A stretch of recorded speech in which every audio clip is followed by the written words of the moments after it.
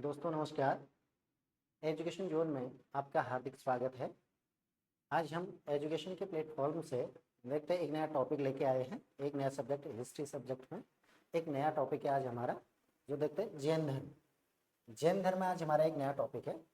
तो देखेंगे जैन धर्म में अनेक तीर्थंकर हुए हैं। जैन धर्म में अनेक तीर्थंकर हुए हैं, या कहेंगे जैन धर्म के संस्थापक जो हैं वो तीर्थंकर है। अनेक तीर्थंकर जैसे 24 तीर्थंकर हुए, और इसमें से जो पहले तीर्थंकर हैं ऋषभ देव, यही जैन धर्म के संस्थापक माने जाते हैं। और जो अंतिम तीर्थंकर हुए हैं महावीर स्वामी जिन्हें कहते हैं, उन्हें जैन धर्म का वास्तविक तीर्थंकर कहा, वास्तविक संस्थापक कहा जाता है, और वो अंतिम तीर्थंकर थे। देखते हैं थोड़ा बहुत इसमें जानकारी। तो जैन धर्म के अनुसार इस धर्म के संस्थापक तीर्थंकर संस्थापक जो हैं और पहले तीर्थंकर ऋषभ देव हुए थे। तीर्थंकर का मतलब होता है उन महान आध्यात्मिक गुरुओं को कहा जाता है जिन्होंने अपनी कठोर तपस्या से ज्ञान अर्जित किया है, या कहेंगे कि अपनी इंद्रियों को भस्म कर लिया है, और इस संसार रूपी सागर से पार पाने के लिए और लोगों को इस संसार रूपी सागर को पार करने के लिए जैन धर्म के लोग रास्ता दिखाते हैं। इन व्यक्तियों को वही तीर्थंकर कहलाते हैं। तो देखेंगे जैसे हमने बात की कि इस जैन धर्म में अनेक तीर्थंकर हुए। इनका क्रम जो है टोटल है वह है 24 तीर्थंकर हुए। इनमें से कुछ तीर्थंकरों के बारे में, कुछ तीर्थंकर और उनके नाम, उनका क्रम, उनका नाम और उनका प्रतीक चिन्ह यहाँ पर हमें दिखाई पड़ रहा। देखेंगे पहले तीर्थंकर हुए थे आपके ऋषभ देव, और इन्हें बैल या सांड से इंडिकेट किया जाता है। इनके लिए एक चिन्ह इंडिकेट किया जाता है बैल या सांड से। और दूसरे हुए थे आपके दूसरे तीर्थंकर अजितनाथ, जिन्हें हाथी से इंडिकेट किया जाता है। अगले हुए थे 16वें नंबर के तीर्थंकर हुए थे शांतिनाथ, जिनको हिरण से इंडिकेट किया जाता है। अगले तीर्थंकर 22 पे जो हुए थे हमारे नेमिनाथ, जिनका नाम था, और इन्हें शंख से इंडिकेट किया जाता है। और 23वें नंबर के तीर्थंकर जो हुए थे वो हुए थे पार्श्वनाथ, और इनका जो इंडिकेट है, इनको सांप के फन से इन्हें इंडिकेट किया जाता है।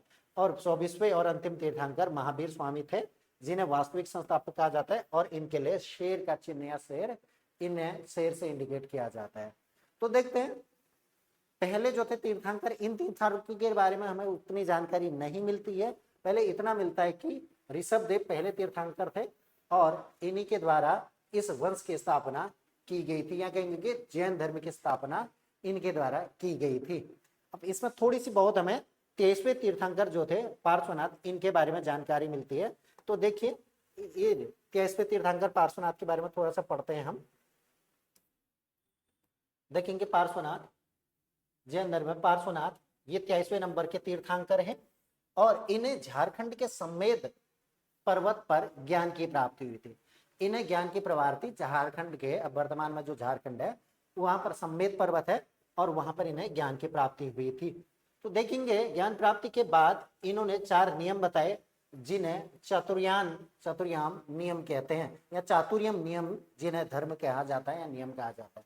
इनमें पहला जो है उन्होंने कहा था आदमी को या मनुष्य को हमेशा सत्य बोलना चाहिए।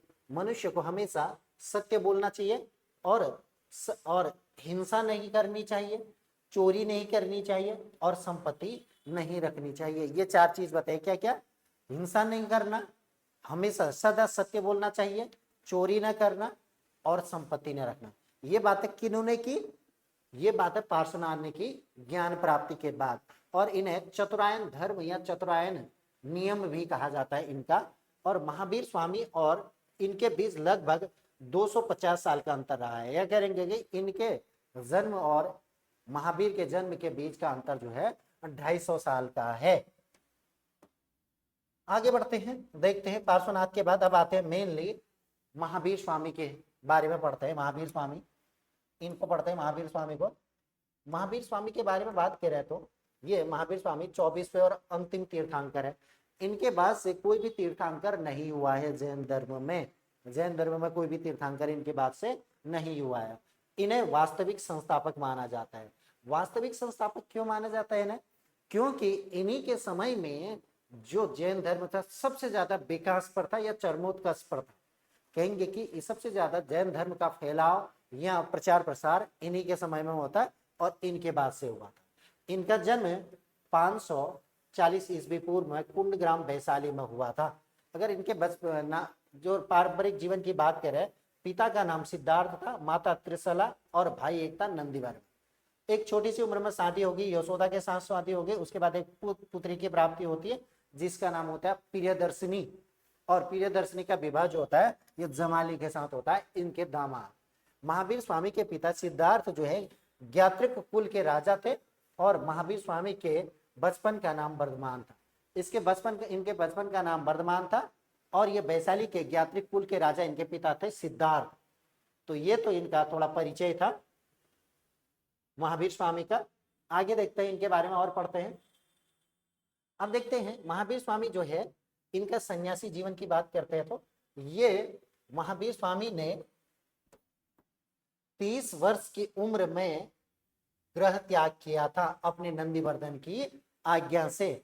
कहें कि जब पहले इनके माता पिता के जीवित रहते हुए ये गृह त्याग करना चाहते थे, सन्यासी जीवन अपनाना चाहते थे, लेकिन माँ बाप के रहते हुए नहीं अपनाए। माँ बाप की मृत्यु के बाद बड़े भाई जिनका नाम नंदीवर्मन था उनसे आज्ञा लेकर एक दिन ये कहाँ चल गए, सन्यास जीवन ग्रहण करने के लिए गृह त्याग कर लिया इनके द्वारा। और कठोर तपस्या करने के बाद लगभग 12 वर्ष की कठोर तपस्या करने के बाद इन्हें ज्ञान की प्राप्ति होती है। और ज्ञान की प्राप्ति जो होती है वो ऋजुपालिका नदी के किनारे साल वृक्ष से के नीचे, ऋजुपालिका नदी के किनारे साल वृक्ष के नीचे इन्हें ज्ञान की प्राप्ति होती है। और ज्ञान प्राप्ति के बाद ये कैवल्य कहलाते हैं। क्या कहलाते हैं ज्ञान प्राप्ति के बाद? कैवल्य। कौन सी नदी के किनारे इनको ज्ञान की प्राप्ति हो रही है? ऋजुपालिका के नदी के किनारे साल वृक्ष के नीचे ज्ञान प्राप्ति होती है। और ज्ञान प्राप्ति के बाद ये कुछ कहलाते उपाधियां दी जाती है इनको, जैसे अरहत, निर्ग्रंथ और जिन। अरहत, निर्ग्रंथ और जिन के नाम से ये जाने जाते हैं। जिन का मतलब होता है विजय, विजयी, और अरहत का मतलब होता है जिन। निर्ग्रंथ का मतलब होता है जिसमें कोई भी बंधन नहीं है। और अरहत मतलब पूज्य। अरहत का मतलब यहाँ पूज्य है। अरहत का क्या मतलब है? पूज्य। अब ज्ञान प्राप्ति के बाद ये पूज्य योग्य है, कोई बंधन रहित हो चुके हैं। निर्ग्रंथ बंधन रहित, बंधन रहित। और जिन का मतलब है विजेता। अब एक बात बताओ कि ज्ञान की प्राप्ति से क्या मतलब है? कि जो आप पढ़ रहे हैं वो ये सारी चीजें पता चलना है? नहीं, मेनली पर्टिकुलरली अपने इंद्रियों को अपने बस में कर लेना, अपने मन को अपने बस में कर लेना, जितने भी इंद्रियां हैं। अब सत्य की खोज में जो चल रहे थे वो प्राप्त हो चुका था, सत्य क्या है वो जान लिया था। अब इसीलिए तो इन्होंने ज्ञान प्राप्ति के बाद अपने उपदेश दिए। उपदेशों के क्रम में इन्होंने अपने जो उपदेश दिए वो प्राकृत भाषा में दिए, ताकि उस समय वहां जहां पर्टिकुलर जिस एरिया में ये अपना ये उपदेश दे रहे थे वहां के लोग प्राकृत भाषा में समझते थे, और ताकि आम लोग उन्हें समझ सके। और उन्होंने अपना पहला जो उपदेश है वो राजगीर में दिया, और अपना अंतिम उपदेश जो था वो पावापुरी में दिया। अगर प्रथम शिष्य की बात करें तो इनका प्रथम शिष्य जमाली हुआ। तो ज्ञान प्राप्ति की बात क्या है? पहला इन्होंने उपदेश कहाँ दिया? अपना राजगीर में दिया। अंतिम उपदेश कहाँ दिया? पावापुरी में दिया। और इनका पहला शिष्य जो बना इनका खुद का दामाद जमाली बना। आगे देखते हैं इनके उपदेश। उपदेशों में क्या क्या कहते थे? ज्ञान प्राप्ति के बाद महावीर ने कुल 5 नियम बताए। कुछ 5 नियम बताए जिन्हें पंचायन धर्म कहा जाता है। पंचायन धर्म वही है जो पार्श्वनाथ का चतुरायन धर्म है। उसमें एक चीज ब्रह्मचर्य जोड़कर इन्होंने क्या कहा? ये पंचायन धर्म है। तो पहला क्या है? हिंसा न करना। दूसरा सदा सत्य बोलना, चोरी न करना, संपत्ति न रखना। अगला इन्होंने जो जोड़ा वो जोड़ा इसमें ब्रह्मचर्य जोड़ा। ब्रह्मचर्य जोड़ने के बाद इन्होंने कहा कि ये पंचायन धर्म हो चुका है। पंचायन धर्म की बात की। अब देखते हैं इन्होंने इसी में त्रिरत्न की बात की। महावीर स्वामी के त्रिरत्न, सम्यक दर्शन, सम्यक ज्ञान और सम्यक आचरण। ये त्रिरत्न को जो फॉलो करेगा वो कुछ भी चीज प्राप्त कर सकता है, ये इन्होंने कहा। सम्यक का यहाँ मतलब होता है सही, सटीक, सही। सही दर्शन होंगे तो सही ज्ञान की प्राप्ति होगी, तो सही ज्ञान की प्राप्ति होगी तो सही आचरण करेंगे। तो अब देखिए इन्होंने उपदेश दिया और 5 नियम बताए और अपने त्रिरत्न बताए। आगे देखते हैं इनको महापरिनिर्वाण, इनकी मृत्यु को महापरिनिर्वाण कहा गया। 72 साल की उम्र में इनको महावीर स्वामी की मृत्यु 468 68 ईस्वी पूर्व में पावापुरी, बिहार राज्य के पावापुरी में हुई, जहां इन्होंने मरने से पहले अपना अंतिम उपदेश दिया था। तभी हमने बात किया था कि अंतिम उपदेश कहाँ दिया हुआ है, पावापुरी में। तो जैन धर्म की प्रमुख मान्यता है, जैन धर्म में ईश्वर की मान्यता नहीं है। ईश्वर की मान्यता नहीं है तो पूजा पाठ की भी नहीं होगी, लेकिन बल्कि आत्मा की मान्यता है। ईश्वर की मान्यता नहीं है परंतु आत्मा की मान्यता है। इसलिए ईश्वर की मान्यता नहीं है, इसलिए तो मूर्ति पूजा के खिलाफ है और कर्मकांड का विरोध करते हैं। और महावीर स्वामी पुनर्जन्म और पुनर्जन्म के सबसे बड़े कारण को आत्मा मानते हैं। अब ये कहते हैं कि ईश्वर का अस्तित्व नहीं मानते हैं, ईश्वर को मानते ही नहीं, लेकिन आत्मा को मानते हैं। अब जहां ईश्वर को नहीं मानते तो पूजा और कर्मकांड नहीं करेंगे, आत्मा को मानते हैं तो आत्मा अजर अमर है बताया, तो पुनर्जन्म होना ही होना है। पुनर्जन्म का सबसे मेन कारण जो इन्होंने बताया वो आत्मा को बताया।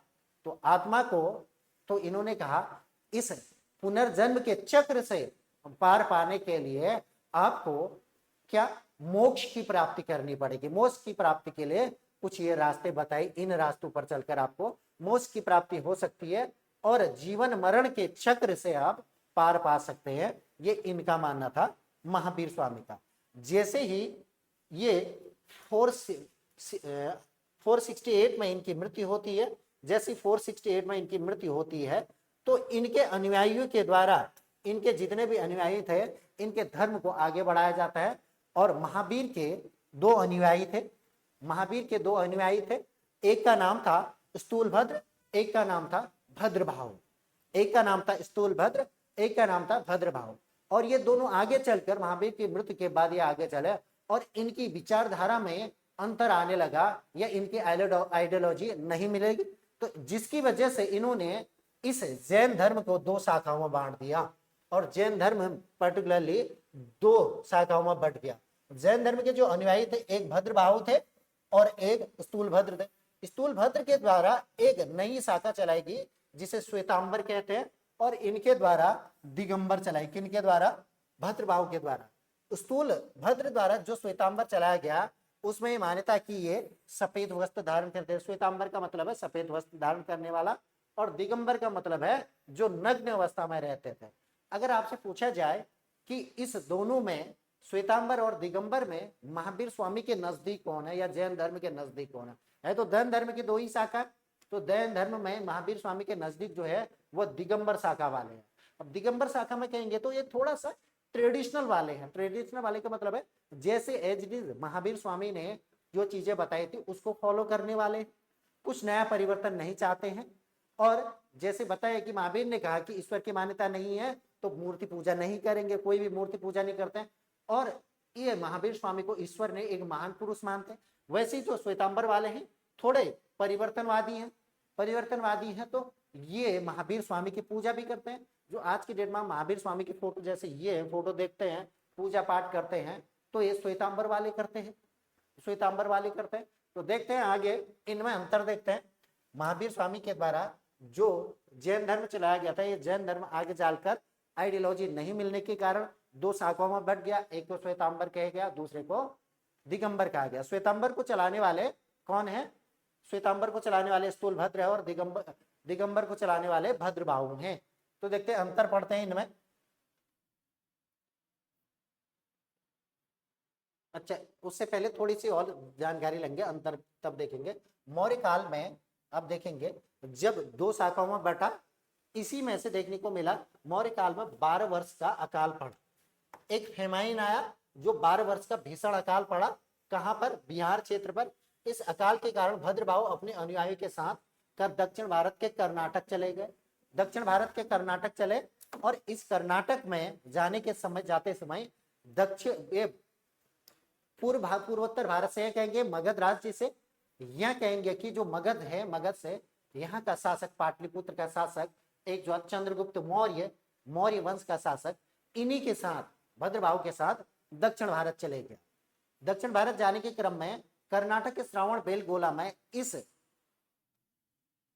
चंद्रगुप्त मौर्य के द्वारा अपने प्राणों की आहुति दे दी गई या संलेखना विधि के द्वारा अपने प्राण त्याग दिए गए थे, वहीं इनकी मृत्यु हो जाती है। और इसके बाद कुछ जैन सभाएं की जाती है। जैन सभाएं, जिन्हें जैन संगतियां कहा जाता था। जैन धर्म के प्रचार प्रसार के लिए दो प्रमुख सभाएं हुई थी। क्योंकि सभाएं क्यों होती हैं? क्योंकि जैन धर्म का प्रचार प्रसार करना था, ज्यादा लोगों तक पहुंचाना था ये जैन धर्म को। और प्रचार प्रसार के लिए जो हुई थी जैन संगतियां, देखेंगे पहली संगति जो हुई थी वो 300 ईस्वी पूर्व में हुई थी। स्थान था पाटलिपुत्र और इसकी अध्यक्षता की थी स्थूलभद्र ने। क्योंकि यहां से भद्रबाहु तो चले गए थे कर्नाटक से, 12 वर्ष का भीषण अकाल पड़ा, तो यहीं पर स्थूलभद्र ने इसकी अध्यक्षता की। दूसरा जो बौद्ध संगति यहाँ पे जैन संगति होती है वो 6ठी शताब्दी में 512 में वल्लभी गुजरात में होती है और इसकी अध्यक्षता जो करते हैं वो क्षमा श्रवण करते हैं। तो पर्टिकुलरली देखने को मिलता है कि जैन धर्म में जो सभाएं होती है, जो जैन संगतियां होती हैं, पहली जैन संगति 300 ईस्वी पूर्व में जो पाटलिपुत्र में होती है, पाटलिपुत्र यही बिहार में, और इसकी अध्यक्षता स्थूलभद्र कहते हैं। दूसरी बौद्ध संगति 6ठी शताब्दी में होती है 512 ईस्वी में वल्लभी गुजरात में, जिसकी अध्यक्षता क्षमा श्रवण के द्वारा की जाती है। आगे बढ़ते हैं, अब देखते हैं इसमें अंतर, श्वेतांबर और दिगंबर में अंतर। अब देखिए श्वेतांबर और दिगंबर में अंतर देखें तो श्वेतांबर वाले ये स्थूलभद्र के ने प्रारंभ किया। श्वेतांबर जो क्या स्थूलभद्र ने प्रारंभ किया, और यह प्रारंभ करने वाले भद्रबाहु हैं। ये सफेद वस्त्र पहनते हैं और ये नग्न रहते हैं दिगंबर वाले। अगर ये कहेंगे तो महिलाओं को मोक्ष मिल सकता है की बात कर रहे हैं, और ये कह रहे हैं कि महिलाओं को मोक्ष नहीं मिल सकता है। क्यों ऐसा क्यों कह रहे हैं, क्यों अंतर आ रहा? क्योंकि यहाँ कपड़े पहनते हैं तो श्वेत कपड़े धारण करके यहाँ पर महिलाएं आराम से पूजा पाठ के जो है भी यहाँ पर भिक्षुणी बनकर मोक्ष प्राप्त कर सकते हैं। लेकिन ये कहते हैं नहीं, महिलाएं यहाँ आकर नंगी नहीं रह सकती है, यहाँ पुरुष जो है भिक्षु नंगे रहते हैं और मोक्ष की प्राप्ति करते हैं, ऐसे महिलाएं नहीं कर सकते। और इनका मानना था कि 19वें तीर्थंकर मल्लीनाथ जो थी वो एक महिला थी। ये मानते कि मल्लीनाथ एक महिला थी, लेकिन ये कहते 19वें तीर्थंकर मल्लीनाथ एक पुरुष थे। इनके अनुसार महावीर स्वामी विवाहित थे, इनके अनुसार महावीर स्वामी अविवाहित थे। अविवाहित इसलिए मानते हैं दिगंबर वाले, ये विवाहित मानते हैं। आपने जीवन परिचय पढ़ा इनका, आप भी मानते हैं कि महावीर स्वामी विवाहित थे, एक पुत्री थी। लेकिन ये कहते हैं जब उनको ज्ञान की प्राप्ति हुई थी उनका पुनर्जन्म हो चुका था, दूसरा जन्म उन्होंने ले लिया था, शरीर वही था लेकिन पुनर्जन्म था। उसके बाद से इन्हें अविवाहित मानते हैं। तो ये कॉन्सेप्ट यहाँ पर दिखाई पड़ता है। तो अब देखते हैं इसके अलावा, ये तो था जैन धर्म। जैन धर्म में कुछ और चीजें भी देखने को मिलती है। जैन धर्म में कुछ महत्वपूर्ण जैन मंदिर हैं जो दिखाई पड़ता है। एक तो पहली बात, जो जैन कला है, जैन धर्म में मथुरा कला या मथुरा आर्ट का विकास हुआ था। जो मथुरा आर्ट आज के समय में दिखाई देता है उसका संबंध हम जैन धर्म से लगाते हैं। बात करेंगे कर्नाटक के श्रवण बेलगोला में, जहां पर चंद्रगुप्त मौर्य के द्वारा संलेखना विधि के द्वारा अपने प्राण त्याग दिए थे। संलेखना विधि उसे कहते हैं, संलेखना विधि जहां भूखा प्यासा रहकर कुछ किए बिना आप क्या करेंगे, निर्जल आप ध्यान करेंगे और कुछ समय बाद आपके प्राण चले जाएंगे। वही संलेखना विधि द्वारा आत्म मृत्यु को प्राप्त करना है। अब ये देखिए श्रवण बेलगोला में, कर्नाटक के श्रवण बेलगोला में गंग शासकों द्वारा, चामुंड के गंग शासक चामुंडराय ने बाहुबली की विशाल मूर्ति बनाई, जिसे गोमतेश्वर की मूर्ति भी कहा जाता है। अगला, मध्य प्रदेश के चंदेल शासकों ने खजुराहो में जैन मंदिरों का निर्माण करवाया। खजुराहो का जैन मंदिर कहते हैं, ये मध्य प्रदेश में है, जिसे चंदेल शासकों ने बनाया। आगे देखिए, राजस्थान के माउंट आबू में स्थित दिलवाड़ा जैन मंदिर प्रसिद्ध है, जिसे बिमल शाह के द्वारा बनाया गया। तो ये थी आज की जानकारी आपकी जैन धर्म में, जैन धर्म से जानकारी कैसी लगी बताइएगा, कमेंट्स करिएगा कैसी जानकारी लगी। थैंक्स फॉर वॉचिंग, ज़्यादा से ज़्यादा शेयर करिएगा और लाइक करिएगा। Thank you.